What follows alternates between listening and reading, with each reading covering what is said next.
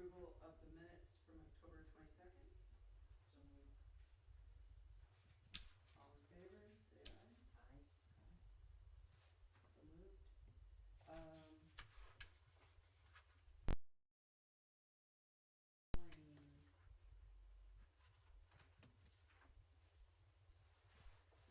Claims.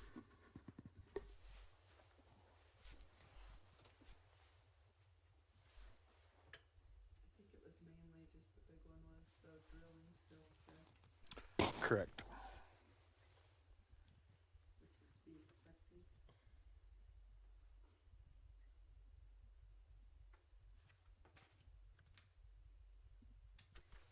139.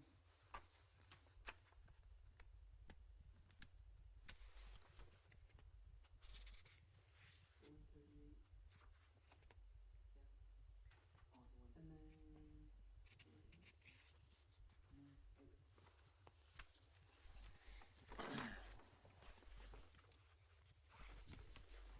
And then you're looking at the total, correct? Yes. Yeah, I'm just looking at it. Okay.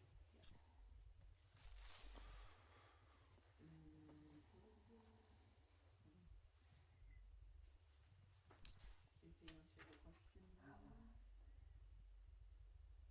Want to make a motion? I so moved. All in favor? Aye. Aye. So moved. Finance officer. So Ann's not here. I guess I will just mention underneath of her piece, today is our shut-off day. So we are proceeding with trying to make those calls and let people know that if they have a delinquent account, they're apt to have their water service shut off. We will not shut water off until Monday. We're not going to shut it off before Thanksgiving, and with the short week, we would have trouble. We'd have to call people back in, likely to turn water on. So we'll defer the actual shut off until Monday. But today is shut off day. I haven't seen. I would guess that's what they're working on right now. I haven't seen how many we have, what kind of numbers we have. But maybe Ann will pop in before the meeting's over with. Thank you. No consumer concerns? No, we do no customer concerns at this time. Water and superintendent? Todd is out on vacation, so we won't have a water superintendent report this month. And public works director report. So for me, I'll just kind of give a high level. We continue to work on our lead and copper service inventory that's due. We're down to what we've submitted so far. We've gotten back from the state, and if there's any questions on any of the lines identified, I think we had a list of 3,000 that we have to actually go make door-to-door contact. We have to send a letter or bang on the door and try and get compliance. So that's what the guys over the last 30 days have really been working on, is trying to get that done. We did have a couple of water leaks. We had one over on Silver Street, made that repair, and then we ended up having a second leak on, where was that one? On Murray Addition, was on Dolan Creek, I believe. So both of those, the one on Silver Street just a rock had rubbed through it, and the one on Dolan Creek was actually an old Murray line. So just was some old plastic that was at end of life, and so we had to splice that back in. But that's really the only leaks that we've had, or things out of the ordinary in the last month. Like I said, the guys are really trying to get that inventory of copper and lead lines done so that we're compliant with the state. You said there's about 3,000? Yeah, we've got to make anything that we can't determine for sure that was manufactured or developed after a certain date. After then without a doubt the lines are plastic. But anything before that, we either have to take pictures and prove, like I said, go make contact and get in the home and do the inventory sheet. So working on that diligently to try and get that so that we're in compliance. We did finish up well number 8. The drilling is done. The flow testing is done. It looks like we're going to be somewhere probably between 700 and 800 gallons per minute on that well, which is a good thing. That's a very good production number. That would be very comparable to our well number 7, which is off a ballpark down by the church. That's our main workhorse well. So we're really happy with where we ended up. The Madison Aquifer down there was very fractured, and there was a lot of cobble in it. So we have decided to add a pre-treatment screen, before, basically right where it comes out of the ground and before we start putting the water into production. We do feel that we're going to get a lot of fragments of rock out of that well, and usually that's not uncommon for about the first year, 18 months, and then it kind of cleans up. And that's well 8. Well number 8, right. We did not have to frack that well. Usually when you get a well and you get down into the Madison and it's hard stone, the veins that bring the in, when we drill, they kind of get plugged up. And so typically you use an acid solution and you frack that, and it cleans those veins and those pores out to allow more water in. This, where we drilled now, that formation was so fractured already with a lot of this cobble, we didn't need to do that. So that was a significant cost savings from what was in the budget. So like I said, we did decide we had a little bit of a change order in drilling the well, and then we did decide to put that screen in, and we're still under budget by doing that, but it should improve the quality of water and also the longevity of the equipment. Anytime you can pull those rocks and that sediment out and you're not running it through your pumps, you've got a much longer lifespan. So looking forward to getting that pump set. RCS has started digging the footings for the well house. That will likely go through the course of the winter. Wilson Contracting is getting ready to install the distribution line that will come from the well and tie into our existing water system out in Junction Avenue or Vanaca Road, however you want to look at it. That's our tie-in point where we tie into our existing system. So they'll be starting on that. They anticipated the second week of December. And then likely, like I said, this work will continue. I think our completion date is sometime around end of June, early July of 2025. So it will certainly be nice to get that well online and get that project closed up. Excuse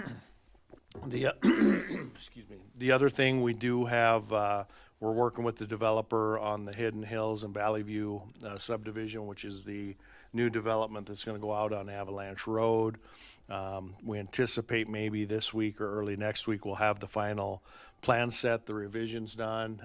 They have already started stripping some topsoil out there, so we'll see some activity, probably much more over the course of the winter and into the spring for sure.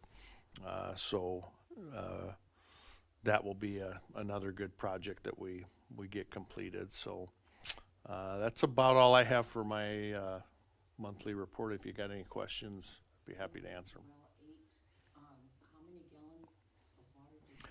We're anticipating somewhere between 700 and 800. Once we get the pump in there, I mean, we've sized the pump. Once we get it in there, those run at they're like a car motor. For example, you can rev it up or you can let it idle. Once we determine where it wants to run the best and we get the cleanest water, then we'll really know what the production is. We can ramp it way up and pump more water, but sometimes that disrupts the formation down there and you get a lot more sediment and dirt where you let it idle down a little bit and it cleans up. So there's a little bit of fine tuning yet to know the exact number, but we sized the pump, and based on the flow tests, the pumping, we should be somewhere in that between 700 and 800 gallons per minute. So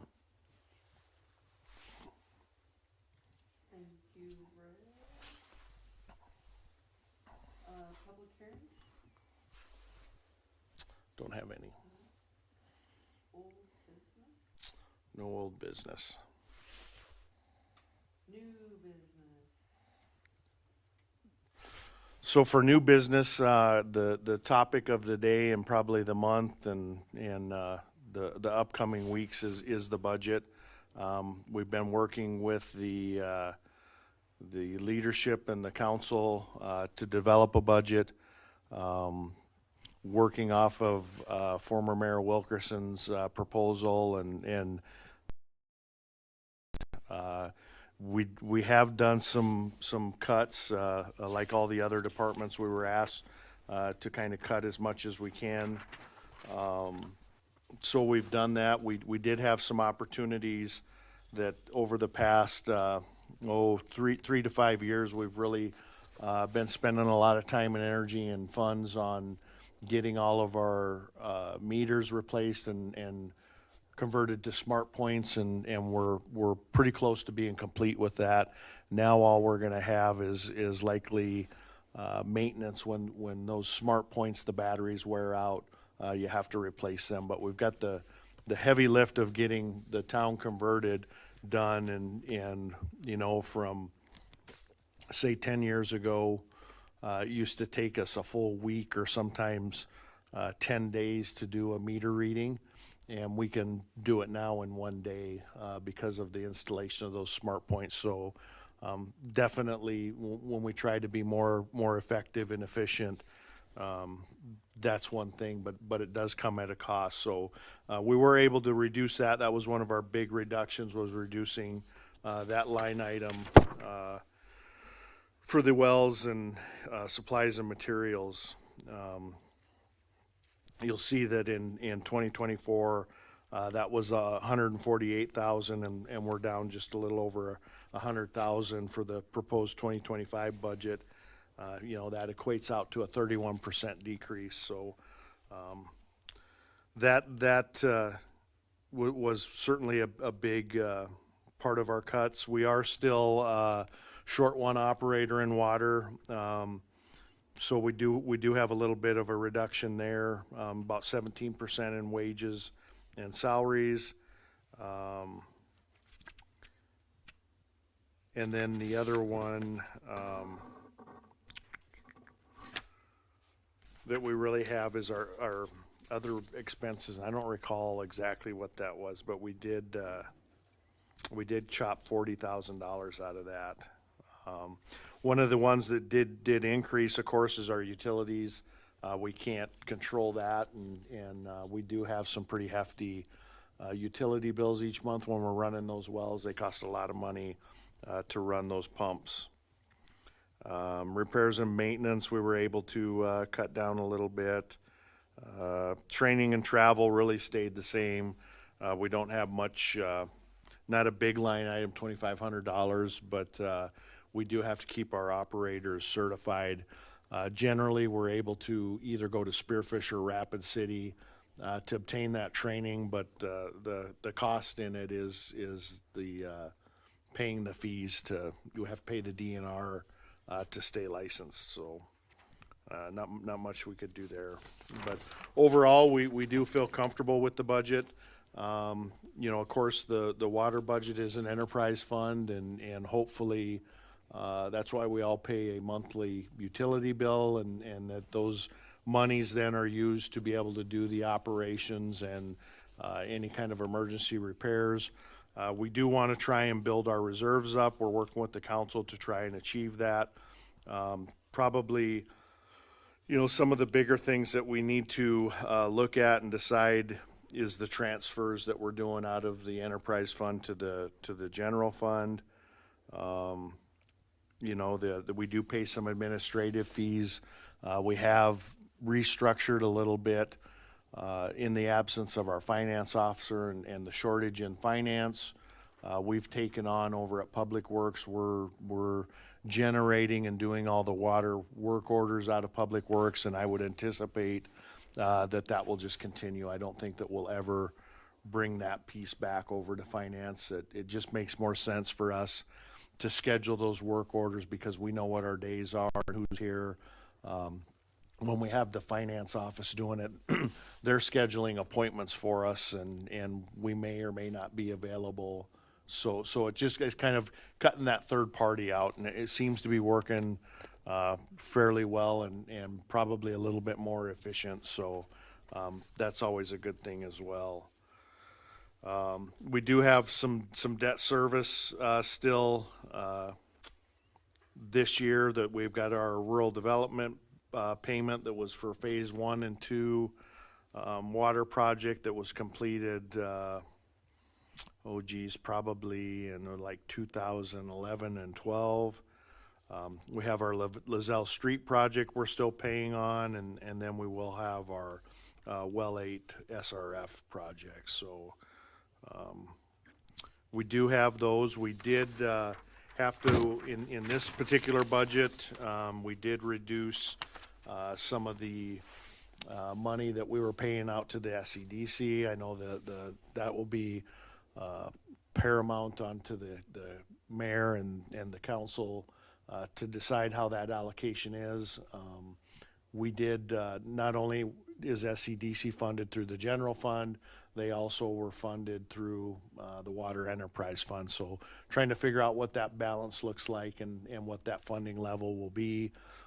It's hard to fund outside when we don't have the reserves that we need. I mean, right now we're operating with zero reserves. So we have, if something were to happen, if a well would go down, we would have to figure out how to pay it. And with their enterprise funds, you're supposed to have that, and you're supposed to maintain a reserve of about 10 to 15% of your annual budget, so that when things happen, wells go down, equipment breaks, you have the ability to react very quickly. You wouldn't have to go out and get a loan. You wouldn't have to figure out what your financing is. That's why these utilities, water, sewer, and garbage are enterprise funds. And again, that monthly bill that everybody pays each month goes into those enterprise accounts, not the general fund. And that's what's supposed to operate their daily expenses, operational expenses, and have those reserves built up. So certainly we have some work ahead of us to get those reserves built back up to a level that's comfortable and we can maintain and operate. But that's kind of a snapshot of where we're at with the budget process. I'd certainly be happy to answer any questions you have, or Mayor, if you'd like to add anything to that.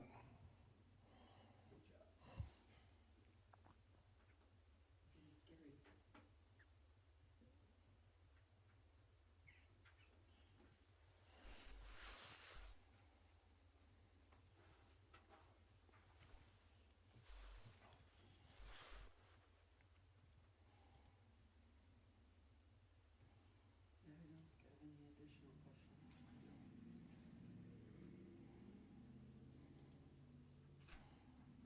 Thank you, Rick.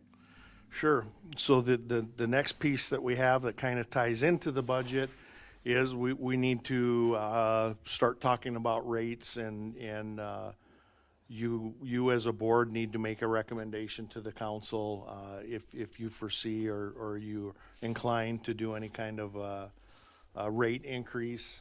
The other thing that we do need to visit about is our surcharge.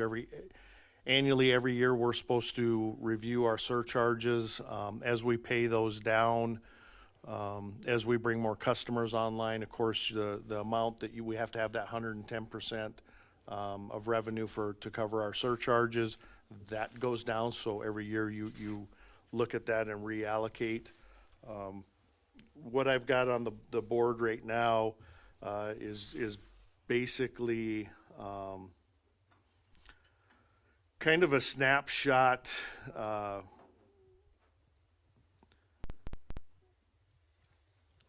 of where we're at in the Black Hills, and I pulled a few different communities. It's really hard to make a across the board comparison when saying, okay, Sturgis against Box Elder or Rapid or Pierre or whoever, because everybody's utility rates are so different. And so what we did here is this is all based on if you use 6,000 gallons of water, these are what these rates would be.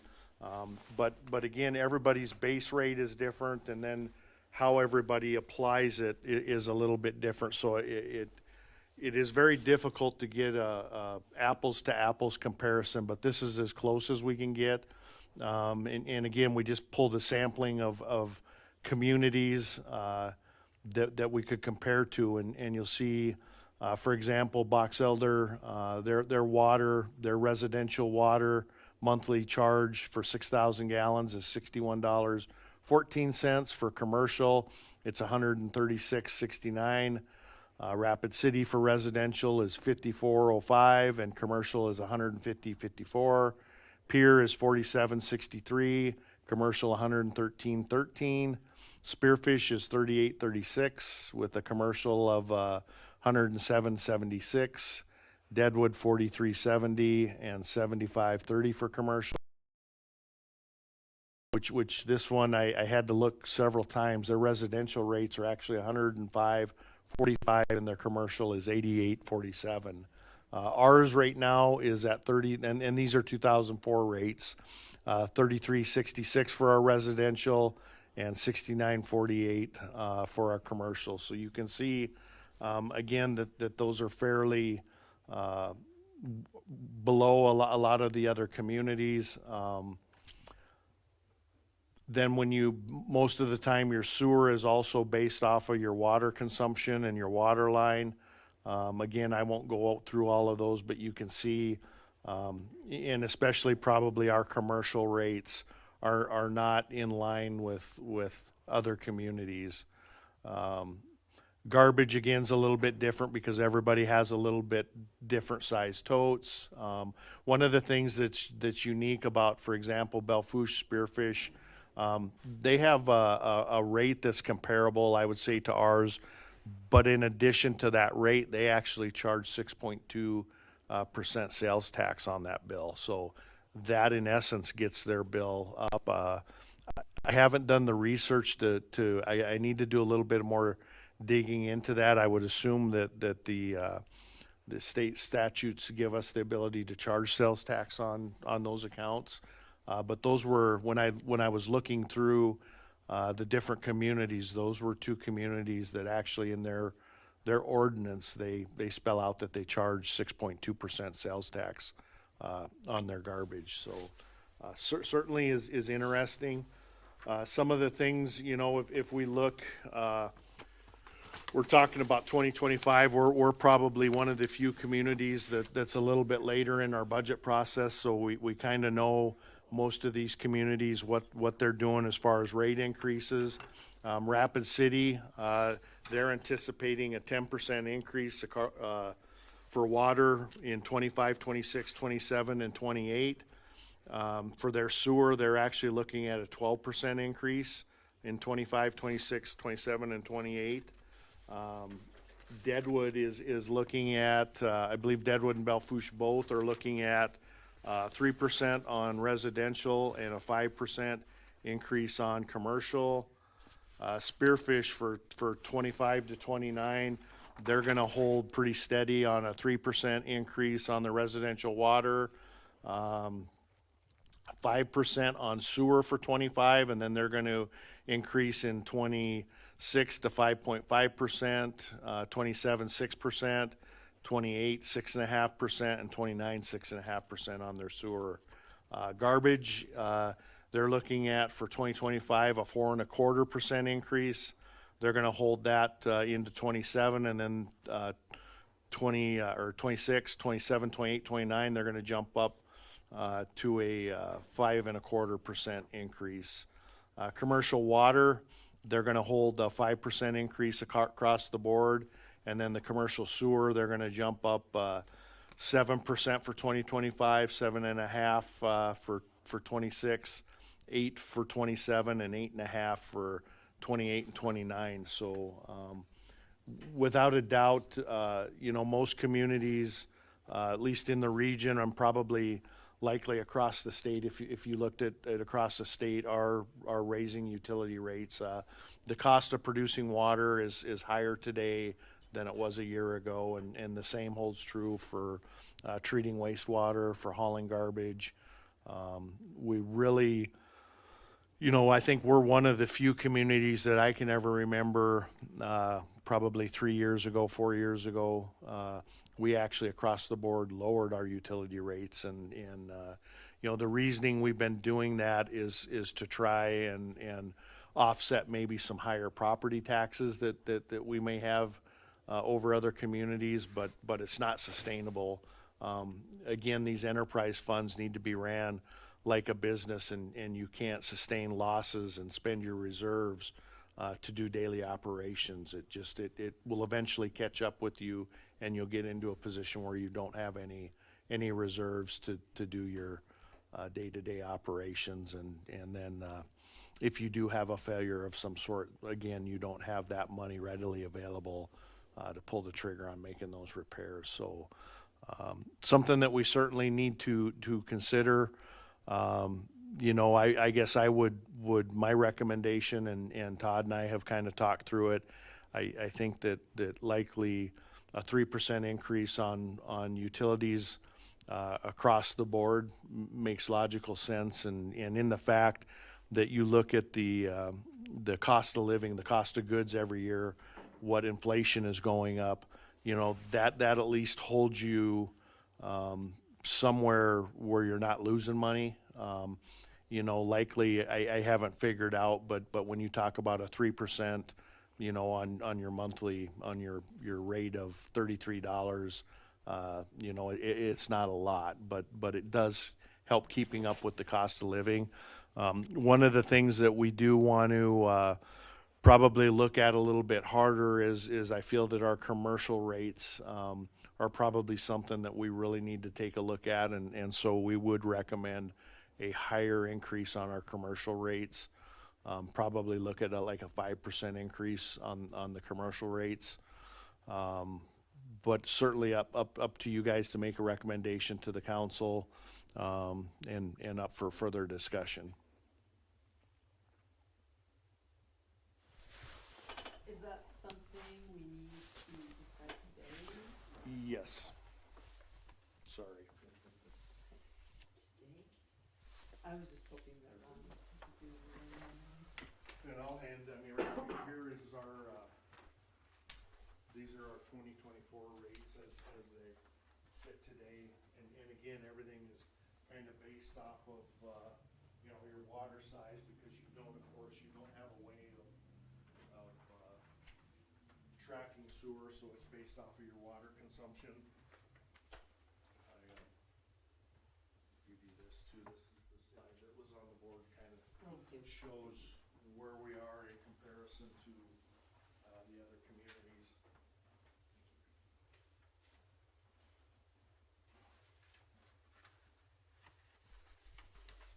So we're gonna discuss this before Christmas? Yeah, we gotta have a budget by December 2nd. So what will happen, let me get back to the microphone. So what will happen, we have to make some assumptions in our revenue projections, which is a part of the budget. So we do need to have some sort of an idea and a recommendation. We're scheduled to hold the first reading on the budget on December 2nd and a second reading on December 9th. That allows us to get a balanced budget in place before the end of the year. Certainly, at some point in time between now and the first of the year, the council will actually, by resolution, have to decide what the utility rates are and pass it through a resolution. So there is a whole nother piece that goes along with determining what your utility rates are. But in order to prepare the budget and figure out what the projected revenues are going to be, so that we can balance our expenses off of our revenues, we've got to kind of know where we're leaning. So again, this board makes a recommendation to the council. The full body of the council ultimately will decide what those rates are, and likely if we look back at history, I mean, they generally will go with what the recommendation of the MUB is, but the council does at the end of the day make that determination.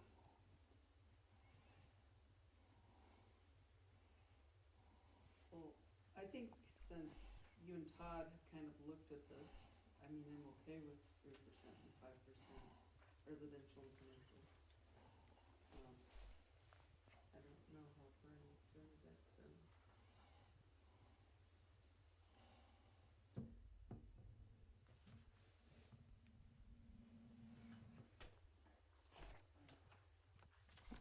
I just, yeah.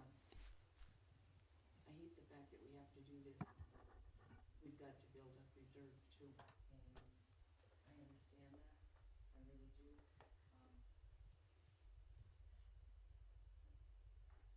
Well, and the cost to produce is increasing, so we need to.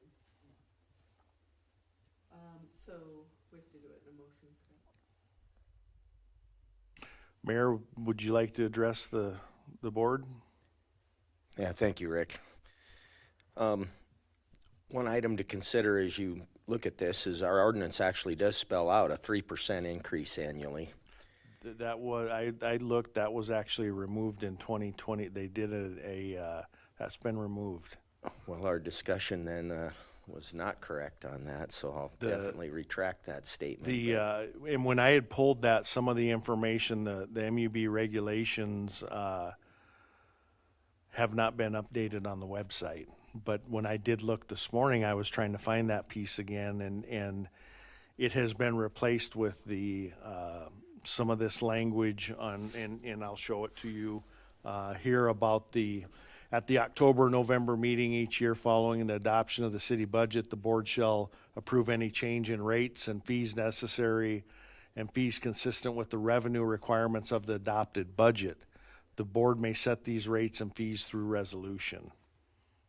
So that is the revision of what I had sent out earlier, and this was revised in 2022.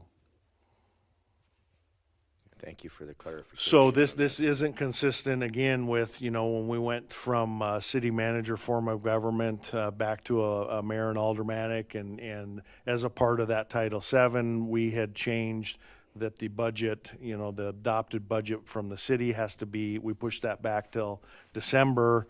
I mean, this is another piece then that needs to be revisited and aligned, because, this is saying that this board in October or November should set rates and the rates should be based on whatever the council has adopted the budget. So the little bit of a process, basically the council decides and interprets what the revenues are going to be and what the adopted budget is going to be, and then the MUB sets the rates to match what the budget is.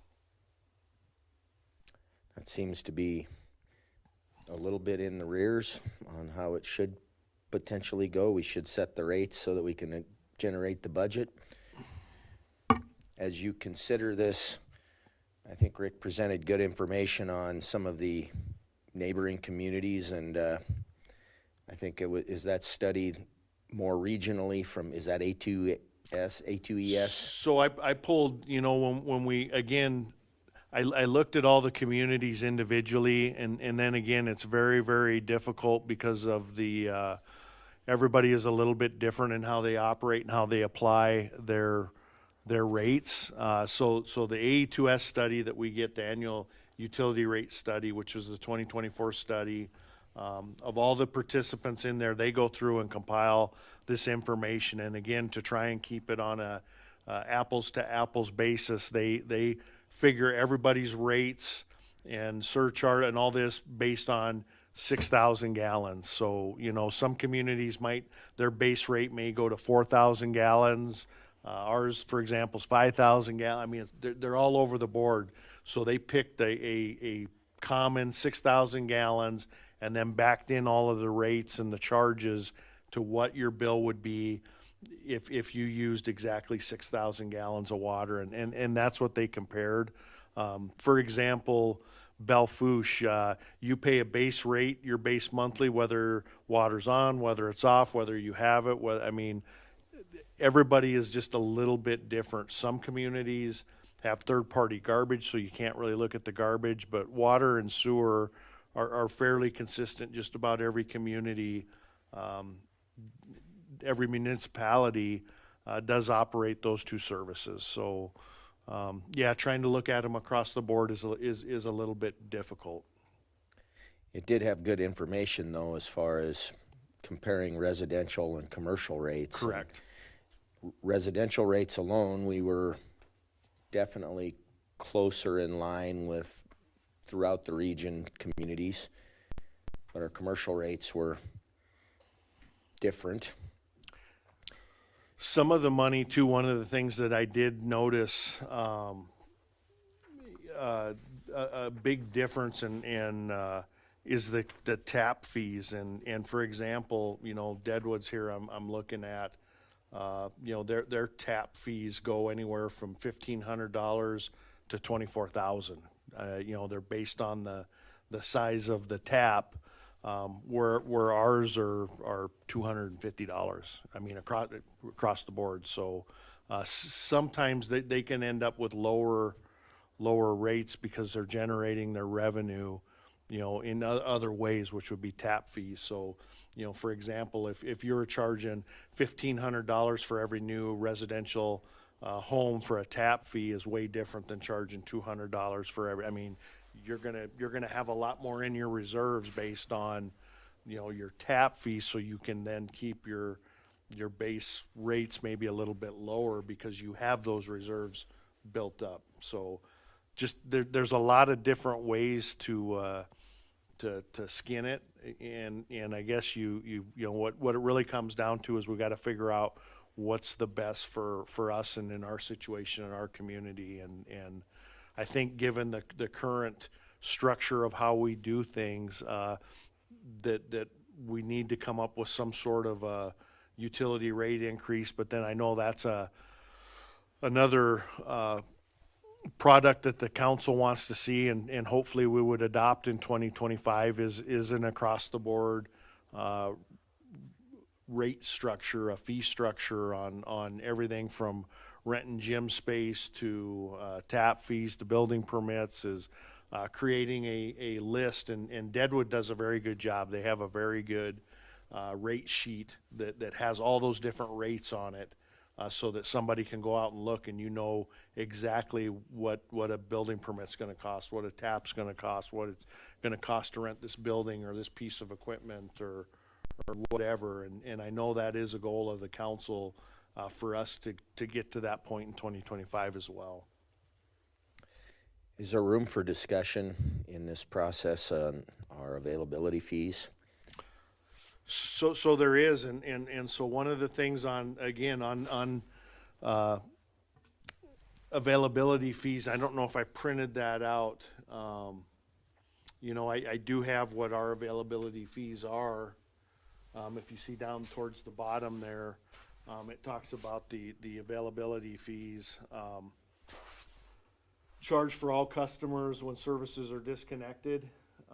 Availability fees are charged to every account that has water, sewer available to it, but the customer has chosen to disconnect. This is typically when we're talking about, you know, people who maybe go south to the winter for the winter, or have vacation properties or whatever. That was something that was in this 2022. That was the big change in the 2022 revision, was adding the availability fees to all the accounts. And what are you wanting? I mean, I guess I don't know that we would want to change. I mean, Mayor, did you have something you wanted to more particularly discuss on them, or? Well, a question might be, I mean, obviously we want to set the condition for business to succeed, but we've also had a heavy discussion about not having year-round business in our community, and is there some piece of that where, at least on the commercial side, that we don't offer an availability fee, that we keep our base rates for commercial customers? Do we have, how many people, how many business accounts are on availability?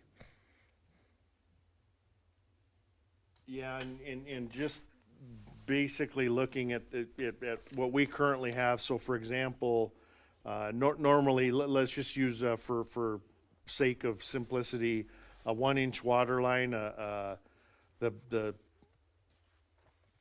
base rate would be, you've got $33.90, so $34 for your sewer. Your water base is another $7, so you're at $40, and your availability fee on that same is probably $78. So it's pretty similar to So the, it's very, very similar. But there are, like I said, when I look through the different communities regionally in the Black Hills, there are some. Belle Fourche was another one where there is no surcharge. I mean, so some of them they include demand charges, and again, there are just a lot of different ways to bill it. But they didn't have availability fees, but they charge the base, no matter. I mean, basically the same way. If you have service to the property, you're paying the base rate monthly. final question would be, if you're talking about a 3% increase on residential and a 5% increase, I mean, you haven't made a motion on that. Obviously, council has to approve that same rate increase, but does that include a increase on our availability? It does in the ordinance. It is written that way. We'll have to, and again, I apologize. I didn't find this revised MUB regulations till this morning, but the way I read it is that the MUB by resolution sets the rates, not the council. The council sets the budget, and then the MUB matches the rates based on what the council budgets. Well, that's nice to have them take the burden of setting the utility rates. And that's the piece that that we had just read, where it talks about, at the October, November, following the adoption of the city budget, the board shall approve any change in rates and fees necessary to make rates and fees consistent with the revenue requirements of the adopted budget. So the council sets the revenue rates, and then the MUB, and it says may set the rates and fees through resolution. Then the board has to determine what the rates and fees are to cover that adopted budget. That my read of it, and a significant change from how it was done previous to 2023 is when that would have taken effect. So. Yeah, so we haven't necessarily been adhering to that by the letter. Probably not. But So we still make a motion as to a suggestion? I think it would be a good idea moving forward to at least have some consensus from the MUB of whether you feel what rate increase, if any, should the council consider. Again, over the next the next few days, the mayor and staff are going to be putting together a budget, and that's going to be a part of it. And in putting together the piece of the revenue is we know what historically the revenues have been and how many accounts we have. We can either hold that kind of steady, or if pretty easy math, if we want to do a 3% increase, we take that number and increase it by 3% or 5%. But bigger picture, it will have a fairly significant impact on the entire budget, especially the water budget. Again, 3% of a normal monthly utility bill. I'm going to use myself for example. I think I'm somewhere around $100. I mean, that would be $3 a month more in my utility bill, which is water, sewer, garbage, all the surcharges. per month or you know, $36 a year. Right. So not necessarily a big individually, but when you add all of those up throughout the whole city, it's a significant amount. Sure, sure, sure. Well, I would make a motion to, is it a suggestion to the council? A recommendation? A recommendation to the council for a 3% increase in utilities, residential, and a 5% increase for commercial across the board. All in favor? Well, Bernie would need to second that. Second. Second. All in favor? Aye. Perfect. One other thing I wanted to cover, we're kind of on the topic of bills and rates, is maybe a little bit of an explanation on our surcharges. So currently we've got, what do we got? 1, 2, 3, 4, 5, 6 surcharges that are listed on our bill. The water surcharge 2, that was a surcharge back starting in 2013 for a 40-year term for $3. That covered our SRF loan at the time when we drilled well number 1, which is the one at the South Water Shop. That well used to be a Minnelusa Madison in both formations, and the DNR asked, they don't like to cross-contaminate those formations, so we re-drilled that and we're 100% in the Madison. The Lizelle surcharge was when we redid, the DOT resurfaced Lizelle Street from down by Monahan's on Sly.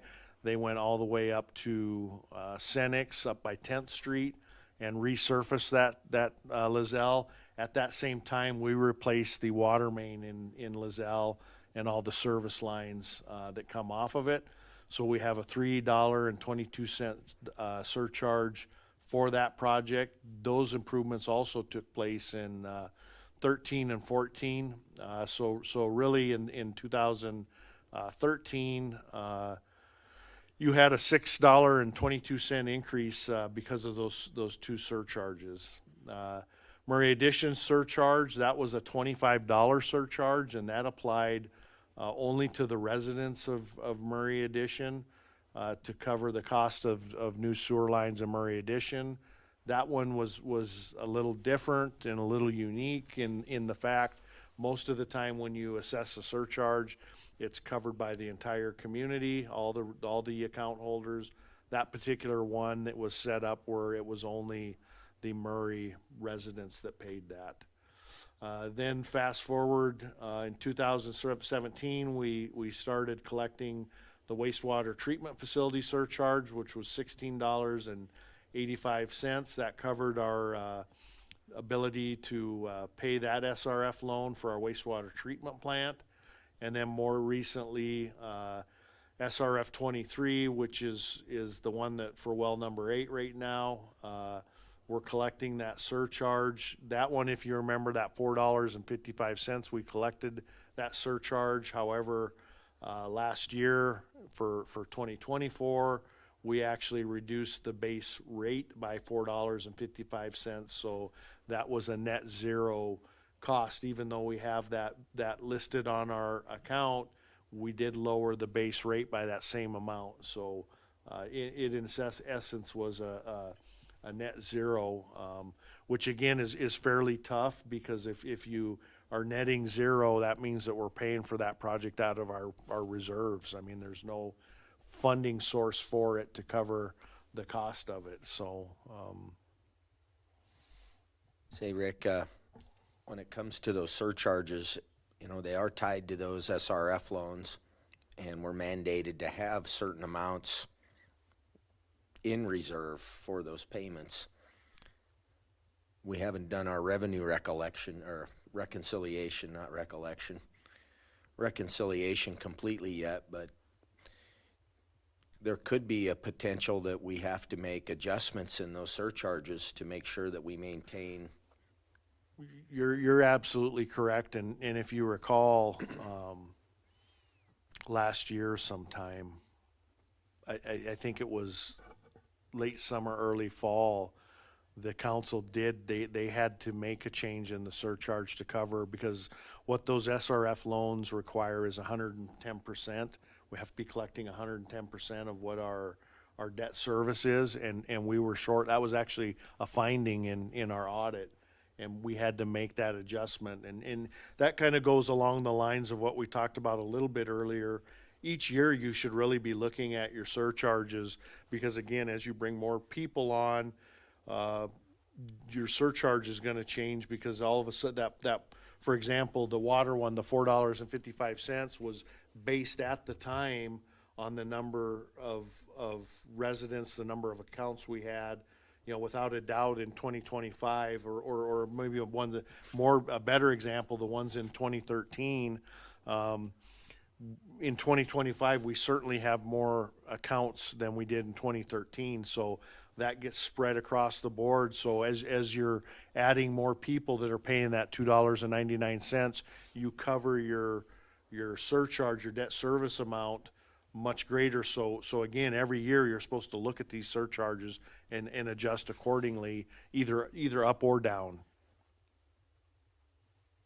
Most of the time it should be a reduction. As you pay those down and pay them off, you should start to charge less and less.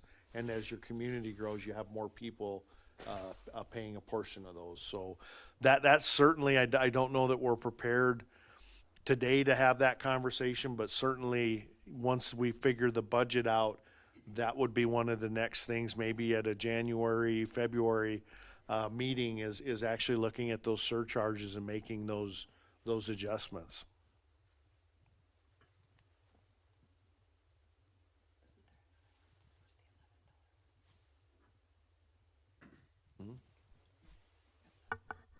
Those could be positive adjustments as well. I mean, that's the plus side of Right.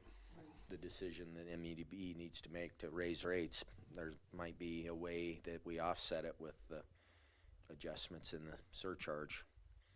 Certainly, if you get to a point where again your revenues are at a level where they're sustainable, and you continue to accrue or get higher reserves, you can take a portion of your reserves and pay down the surcharge, or you can do a transfer into the general fund and intergovernment. I mean, there's a lot of different mechanisms that we can do to use those revenues. So. Okay.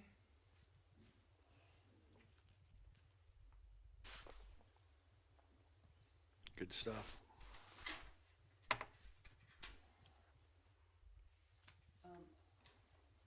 All other matters that may come before the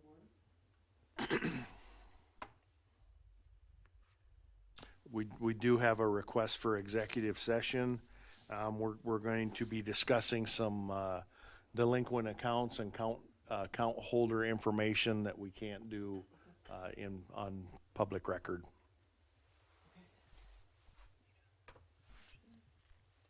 So we'll need a motion to go into. I'll make a motion to go into executive session. Second. All those in favor?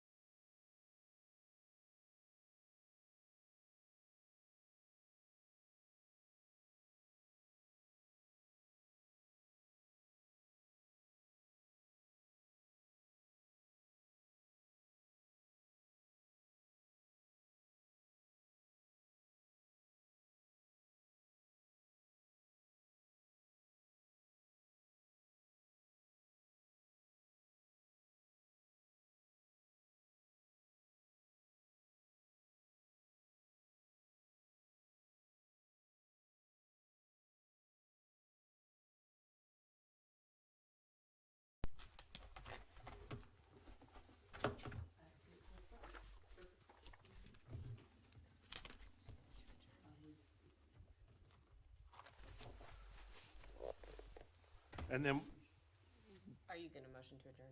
Yeah. Okay. I make a motion to adjourn. I second. our, All in favor? Aye.